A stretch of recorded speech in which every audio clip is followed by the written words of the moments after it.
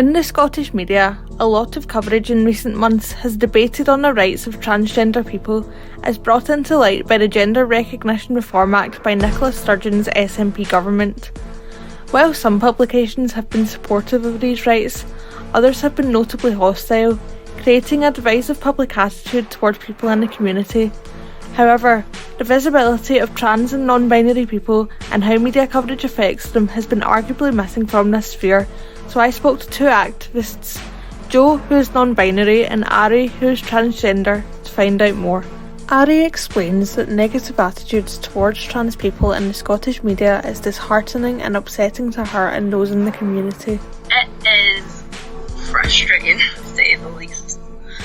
So much misinformation, essentially weaponising things that have no bearing, a lot of ignoring science and facts and history. Some days it's anger-inducing to the point where, you just get so frustrated because people like me and people I know are being villainised by media for essentially a political agenda, rather than just letting these people live their lives, because that's all they want to do. Yet they're being used as pawns in a bigger game, and that's not okay. However, Jo worries that too much coverage is simply fueling hate towards trans people by platforming the voices of those who oppose them. There are people advocating for trans and non-binary people, but in general, because it's spoken about so much, it gives a voice to a lot of people with opposing views on sort of trans and non-binary existence in general. So although there are people sort of advocating that the Gender Recognition Act and sort of everything with that, it just gives a voice and gives a space for people to maybe talk about it in a negative way. It's a good thing that's being talked about, but I think any time a conversation like that arises, there's always going to be people who take that as an opportunity to voice their unhelpful opinions, and that can make it quite difficult for the people actually trying to advocate for who they are and what they need. It can make it difficult for them to actually get their point across because there's so much counteracting them. So, what's next?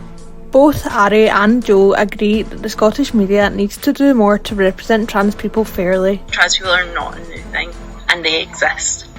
And we have built a society that is cruel towards them, point blank, and there is no need for that.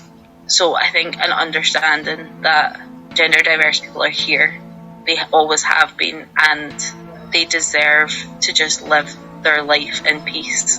They're not bothering people, so let's just leave them alone.